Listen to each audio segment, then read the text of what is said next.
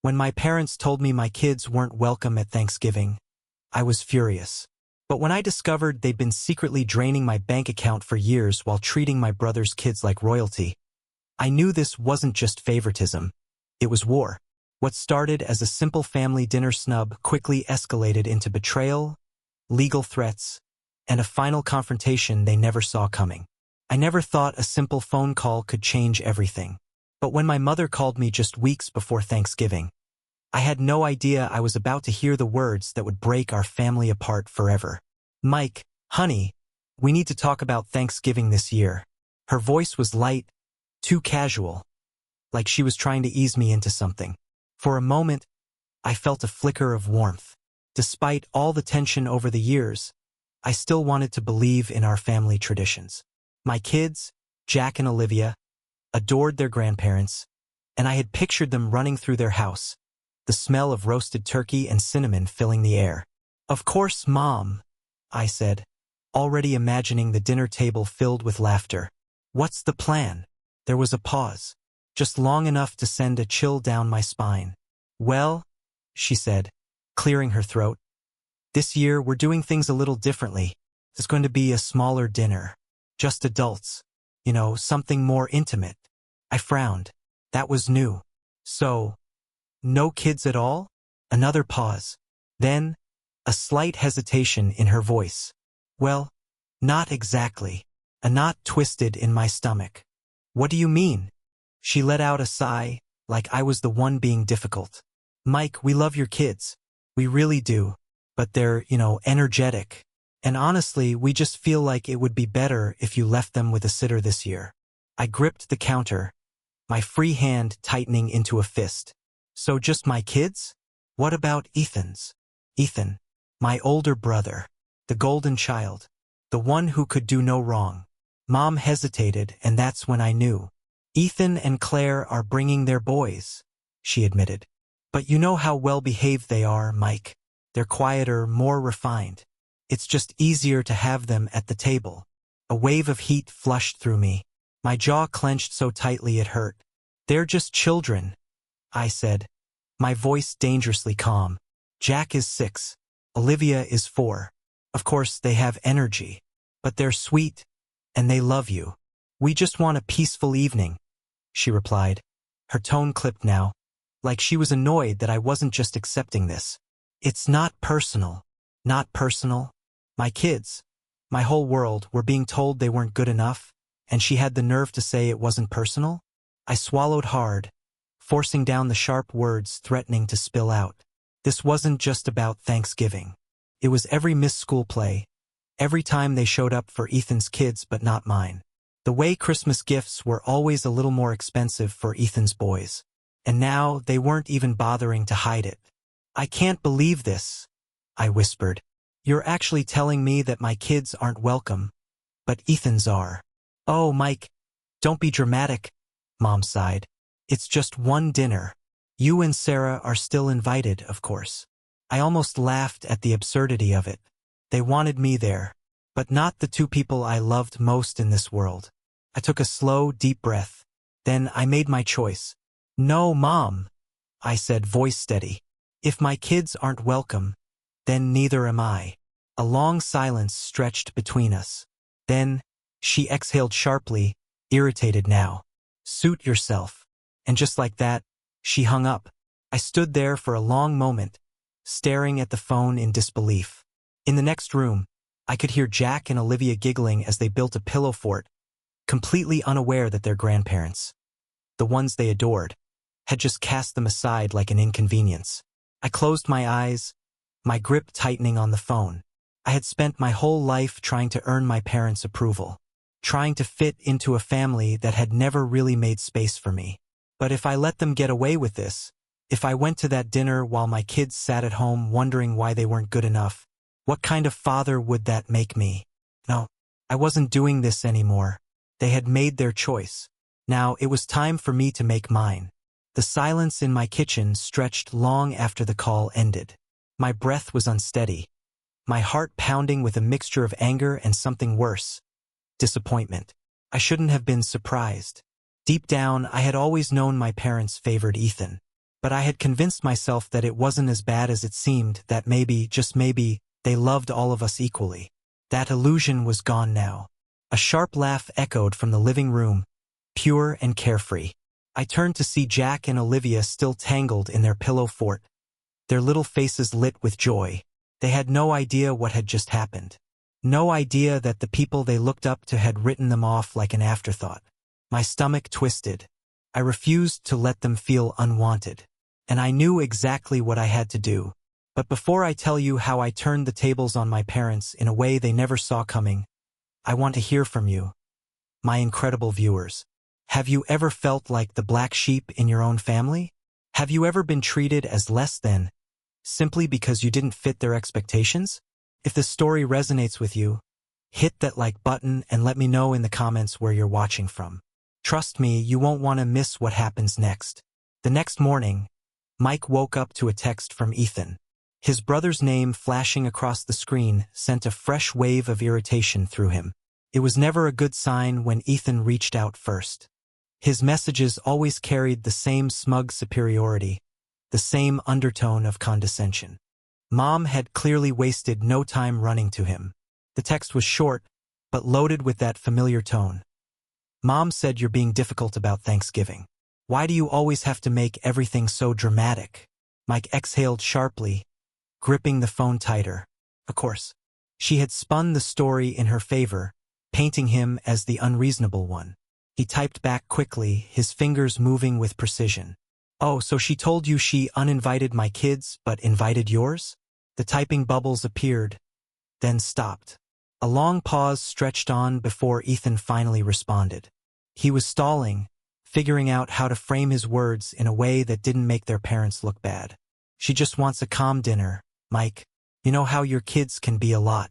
Something inside Mike snapped. His blood ran hot as he stared at the words. His kids weren't a lot. They were children, full of energy, laughter, and love. But he knew what Ethan meant. Jack and Olivia weren't quiet enough, refined enough. They weren't like his perfect little boys, the ones who sat still, spoke only when spoken to, and were praised endlessly for their good manners. His reply was short and final. "They're not a lot, Ethan. They're children. But I guess yours are perfect, right?" Ethan didn't answer. Mike turned off his phone and tossed it onto the counter. He had wasted enough time trying to reason with people who had already made up their minds. They didn't want him. They didn't want his kids. Fine. Then they didn't get to benefit from him anymore. For years, he had been the reliable one. The one who dropped everything when his parents needed something. The one who drove across town to fix their Wi-Fi. The one who picked up their prescriptions, mowed their lawn, ran their errands, while Ethan did the bare minimum and still got all the praise. Not anymore. A week before Thanksgiving, his mother called again. The number flashed on his screen, and for a moment he considered ignoring it. But some twisted part of him wanted to hear what she had to say. He answered with a clipped, "Hello." Her voice was cautious, like she was walking on eggshells. That was new. She rarely ever approached him like this. "Mike, I just wanted to check in. I know you were upset, but I really hope you'll reconsider. We would love to have you and Sarah there. Not you and the kids, just you and Sarah." Mike clenched his jaw, his patience running thin. "I meant what I said, Mom. If my kids aren't welcome, neither am I." She let out a long, dramatic sigh, as if he were the one being unreasonable. "I just don't understand why you're being so stubborn. It's just one night. You know how much Ethan's boys mean to us." There it was. The final, painful confirmation. Mike had always suspected it, had seen the favoritism play out in small ways over the years, but hearing it spoken aloud made his stomach churn. His children would never be enough in their eyes. No matter how wonderful, kind, and full of love they would always be second to Ethan's kids. His grip on the phone tightened. "You've made it clear where we stand, Mom. I won't bother you again." Her voice sharpened, growing frustrated. "Mike, don't be like this." He didn't wait for her to finish. He hung up, and this time he felt nothing. No guilt, no second-guessing. The next few weeks passed in complete silence. His parents didn't call.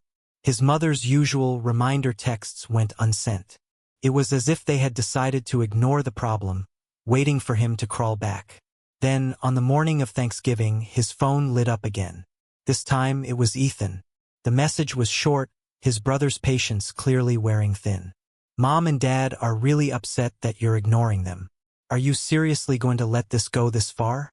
Mike smirked, shaking his head. It already went too far when they told me my kids weren't welcome. This time, there was no response. Mike put his phone on silent and turned his attention to his real family. Jack and Olivia were at the table, helping Sarah mix pancake batter. Their little hands were covered in flour, their laughter filling the kitchen. This was their Thanksgiving. And for the first time in years, he felt completely at peace. But little did he know, his parents weren't done yet.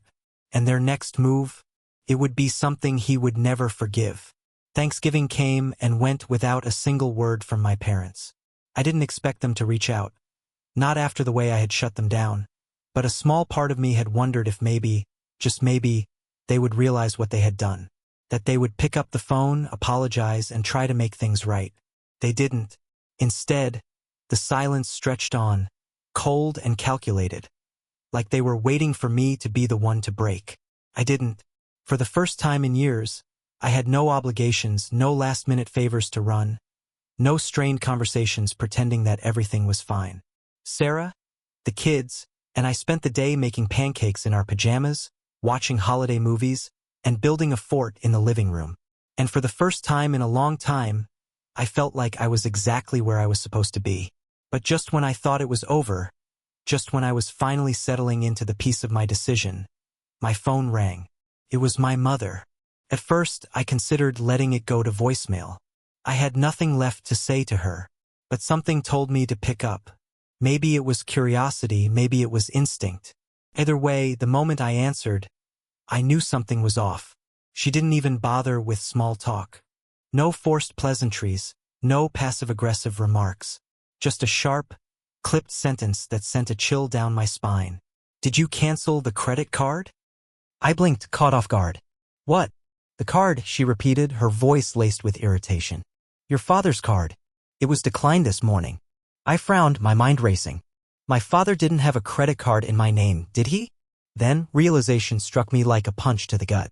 Years ago, when Dad had been recovering from surgery and struggling financially, I had added him as an authorized user on my account to help them out. It was supposed to be temporary, just something to get them through a rough patch. I had meant to remove them when things got better. But life got busy. I had forgotten. And they had never reminded me. My jaw clenched as I pulled up my banking app, my fingers moving with cold precision. My stomach twisted as I scrolled through the transactions. There it was. Thousands of dollars, groceries, gas, shopping, bills, all charged to my account. Month after month. They had never stopped using it. I exhaled slowly, gripping the phone tighter. "You mean my credit card?" There was a pause, just long enough to confirm what I already knew. Then my mother let out a scoff, like I was being unreasonable. "Oh, don't be so dramatic, Mike. It's just a card. You make good money. We figured." "You figured what?" I cut in, my voice dangerously calm. "That I wouldn't notice? That I just keep paying for everything without question. We raised you," she snapped, as if that was reason enough. "The least you could do is support us now." I felt my pulse hammering in my ears. After everything, after treating my kids like an inconvenience, after making it clear that Ethan's family was their priority, they still expected me to take care of them? I let out a sharp, humorless laugh. "After what you did to my kids, you still expect me to fund your lifestyle?" "You're overreacting," she said, her voice tight with frustration. "It's just a little help, Mike. We thought you'd want to take care of your parents. That's what family does." I inhaled sharply, forcing myself to stay composed. "I did help you. But you took advantage of it. And now I'm done." A long, heavy silence filled the line. Then she exhaled sharply. "You'll regret this." I almost laughed at the irony. "No," I said, my voice steady. "You will." And with that, I hung up. The first thing I did was remove them from my account, cutting off their access permanently. I wasn't their personal ATM. I wasn't their backup plan. If they had chosen Ethan's family over mine, then they could ask him for money. For the next few days, the calls started coming in. First from my mother, then my father. I ignored them all. They had made their choice, and now they had to live with it. But just as I thought they had finally accepted reality, just when I believed they would move on, something unexpected happened. A letter arrived in the mail. It wasn't from my parents. It was from their lawyer. And the moment I opened it, my blood ran cold. They weren't just angry. They were trying to sue me. But for what? And how far were they willing to go? The letter sat in my hands, the official-looking envelope stiff between my fingers. My name was printed neatly across the front, but it wasn't from my parents. It was from a law firm. My stomach twisted as I tore it open, my eyes scanning the words that felt too absurd to be real. They were suing me. At first, I thought it was some kind of joke, some desperate, last-ditch effort to guilt-trip me into submission. But as I read further, my disbelief quickly turned into fury. They weren't just angry that I had cut them off financially. They were demanding that I reimburse them for the cost of raising me. The number at the bottom of the letter made my head spin. $85,000. They had even itemized it: school tuition, medical bills, food, clothes, everything they had ever spent on me from childhood, as if I were some investment that had failed to provide a return. A cold laugh escaped my lips. This wasn't about money. This was about control. They had expected me to crawl back, to beg for their approval like I always had. And when I refused, when I finally put up a boundary, they had done the one thing they knew best: they weaponized guilt. Sarah walked into the kitchen, frowning as she saw the paper in my hands. "What is that?" I exhaled slowly, handing it to her without a word. She scanned the letter, her eyes widening. "Are you kidding me?" I shook my head, a bitter smirk tugging at the corner of my lips. "They actually think they can make me pay for my own childhood." Sarah slammed the paper onto the counter. "They've lost their minds. You don't owe them anything." I knew that. But it wasn't just about the money, it was the sheer audacity. They had thrown my kids aside, stolen from me for years. And now? They were trying to legally force me back into their grasp. I wasn't going to let that happen. I pulled out my phone and called my lawyer. The meeting was brief, but it confirmed everything I suspected. They had no case.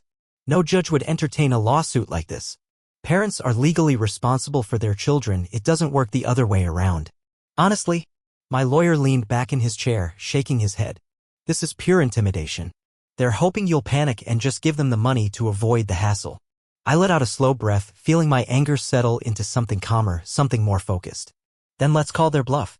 I had spent my whole life playing by their rules, trying to be the good son, trying to earn their approval. That ended now. I sent my parents an email, short, to the point. "Go ahead. Take me to court. I dare you." Less than an hour later, my phone rang. It was my mother. I didn't answer. A voicemail popped up. Her voice, usually so controlled, was shaking. "Mike, this is ridiculous. You're making a mistake. We don't want this to turn ugly, but if you keep pushing us, you'll leave us no choice." I almost laughed. No choice? They had already made their choice the moment they put a price tag on my existence. For the next week, the calls kept coming. First from my mother, then my father. Then Ethan. I ignored them all. And then, just as quickly as it had started, it stopped. No more calls. No more texts. A few days later, my lawyer confirmed what I already suspected. They had backed down. They knew they had no case. They knew they had lost. And for the first time in my life, I had the power. But just when I thought they had finally learned their lesson, just when I believed they had accepted defeat, they did something even worse. They showed up at my front door. With a new threat. And this time, they had no idea what they had just started. The knock on my door came late in the evening. I had just settled onto the couch with Sarah, a glass of wine in hand, finally feeling like I could breathe again. But the moment I heard that sharp, impatient rapping against the wood, my stomach twisted. I knew it was them. Sarah shot me a look, her brow furrowed. "Are you expecting someone?" I sighed, setting my glass down. "No, but I have a feeling I know who it is." I walked to the door, exhaling slowly before opening it. And there they were. My mother, her arms folded, her lips pressed into a thin line. My father, standing just behind her, his expression stony. And beside them, looking as smug as ever, was Ethan. They had come together in ambush. I leaned against the doorframe, arms crossed. "I'm surprised you didn't bring a lawyer." My mother scoffed. "Don't be ridiculous, Mike. We just want to talk." I raised an eyebrow. "Funny. That's what you said last time, right before you tried to sue me." Her face hardened, but she forced a smile. "Let's not drag that out. Clearly, that was a misunderstanding." "A misunderstanding?" I laughed dryly. "You tried to charge me for my own childhood. Forgive me if I don't see the humor in that." Ethan stepped forward then, his voice laced with irritation. "Mom and Dad are willing to let all that go if you just stop being stubborn and apologize." I stared at him, barely able to believe what I was hearing. "Apologize?" I let out a slow, disbelieving breath. "So let me get this straight. They cut my kids out of Thanksgiving, stole from me for years, tried to manipulate me into paying for them, and when I refused, they attempted to drag me into court, and I'm the one who needs to apologize. Ethan rolled his eyes. You always make everything about you, Mike. This whole thing could have been avoided if you had just... I held up a hand, cutting him off. I was done listening. I turned to my mother. Why are you really here? For a moment, she hesitated. Then she inhaled sharply and put on her best sacrificial mother expression. Mike, we're family. And we don't want this to affect the kids. A chill ran down my spine. What do you mean? My father cleared his throat, stepping in now. We've been looking into grandparents' rights. The words hit me like a slap. I went still. I had heard of cases like this before, situations where manipulative parents used the legal system to force their way back into their children's lives, demanding court-mandated visitation rights with their grandkids. They weren't just trying to mend things. They were trying to take control. I crossed my arms. You're seriously trying to take me to court for grandparents' rights? My mother's expression remained carefully composed. We just don't think it's fair that you're keeping Jack and Olivia from us. They deserve to know their grandparents. A slow, cold realization settled over me. This was their final move. Their last attempt at manipulation. They knew they had lost me, but they still thought they could own a piece of my family. They were wrong. I let out a breath, shaking my head. You really don't get it, do you? My mother stiffened. Mike, we're trying to be reasonable. I met her gaze, my voice calm, too calm. No, you're trying to force your way back in because you've realized you have nothing left to hold over me. And let me make something very clear. I stepped forward, lowering my voice to a near whisper. You will never see my children again. My mother gasped. My father's face darkened. Even Ethan looked taken aback. I continued, my voice unwavering. You didn't want to be their grandparents when it mattered. You made your choice. And now I'm making mine. My mother's expression twisted into something ugly. You can't do this, Mike. I smirked, shaking my head. Watch me. Before she could protest, I reached into my pocket, pulled out my phone, and held it up. I want you to think real carefully about what you're about to do, I said, voice deadly calm. Because I have every text, every voicemail, every record of what you've done. And if you so much as file a single legal document, I will make sure a judge sees all of it. A heavy silence stretched between us. Then my father exhaled sharply, grabbing my mother's arm. Come on, Susan. We're leaving.